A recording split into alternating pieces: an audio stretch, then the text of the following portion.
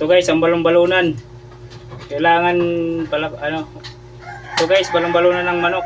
Kailangan na ano natin dito. Lilinisan natin. Biyakin natin sa gitna. Ayan. Oh, yan ang laman niya, no. Yung kinain ng manok.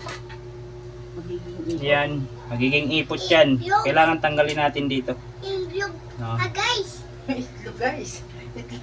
Tatanggalin natin itong kulay dilaw. Yan. Itlog. Guys. Yan yung pinapakain niya yung mga Yan.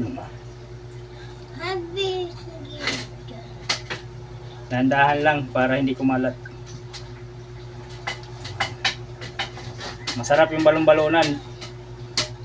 Kailangan linisan ng maayos. Iinom mo yan.